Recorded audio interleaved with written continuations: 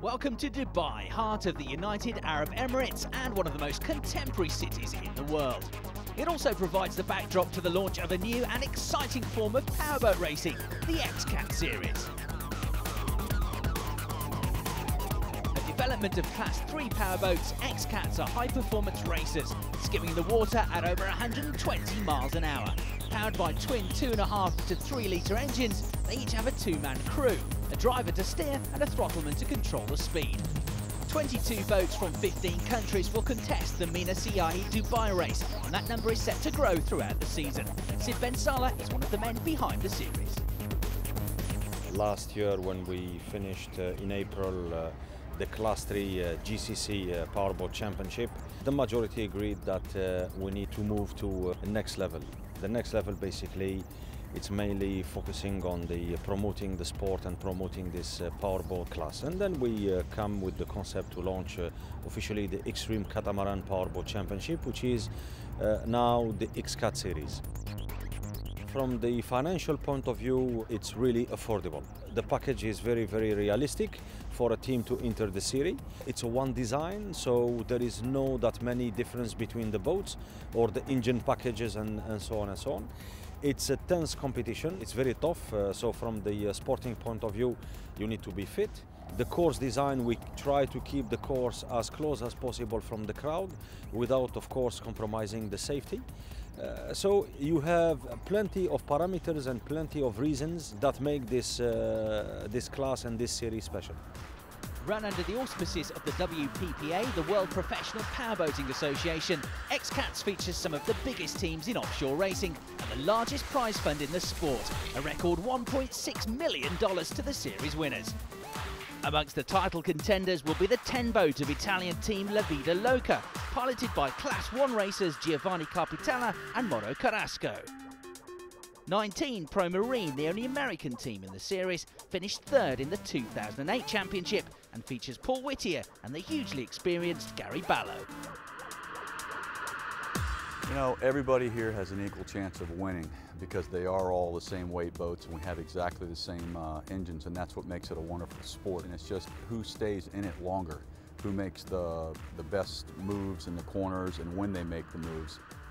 It's just amazing. I mean, I've been doing this 20 years and I'm glad that at this point in my life with racing that I was at least able to end up here because it's just spectacular. Qatar 94 won the Abu Dhabi race en route to the runner-up spot in last year's Class 3 championship, but Mohammed Al Nasser has a new driver this season in Khalid Al Shamlan.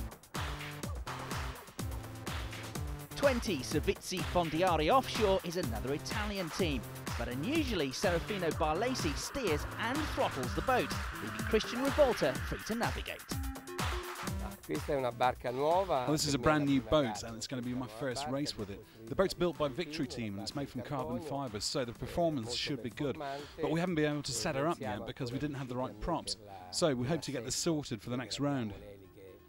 For me, there's a lot to do because I'm the throttle man and driver, with Christian Rivolta sat next to me as my navigator. But the way I drive the boat is an advantage because it gives me total control. I can accelerate and slow down exactly when I want to. In my opinion, the other boats will have more performance in calm waters, but when it's rough, I'll definitely have the edge. But tomorrow we'll definitely have to keep an eye on the sea conditions because, as you know, some boats are suited to rough seas and others are better in calm waters. And from that, you have to make a big decision on tactics. And with so many boats in the race, it's going to be about who starts at the front. And by that, I mean getting a good start and staying up there for the race. Arif Al Zafin and Nadir Bin Hendi form one of the strongest Emirate teams in the race. With home advantage and a superbly prepared machine, the 8-boat of Fazza will be one to watch. British team Kingfisher were 5th overall last year, and the Ian Blacker should be near the front again, despite having a new teammate and one of the oldest boats in the field. Yeah, the boat's probably now about 7 years old. We've got a new one being made, but it's just not ready. It was supposed to have been ready for December, so we're going to have to run the old boat again this season, I think. We put 2 new engines on the back, 2 new gearboxes, spent a bit of work doing the rebushing all the engines, so we're hoping really just sort of keep a bit of reliability in it. I've got a new driver this year. I've got Gavin Parsons who's driving for me, whose dad drives in Class 1. He's doing the steering and I'm throttling it.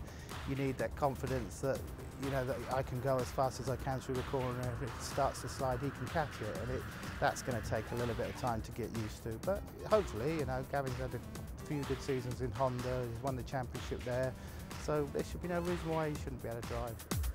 But the team they'll all be trying to catch this year is the #1 boat of last year's champions. Hailing from the UAE, the newly renamed Delma Marine squad of Salem Fadel Al Hamli and Rashid Al Mari. We're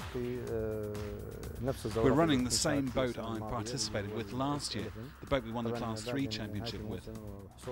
Last year it was numbered 11, but this year we named it 1 because of last year's victory. But as for the boat itself, there have been no major modifications, just a few small tweaks to things like the props and the weight distribution. We're hoping to win the first round this weekend, knowing that round 1 is usually the most difficult of all.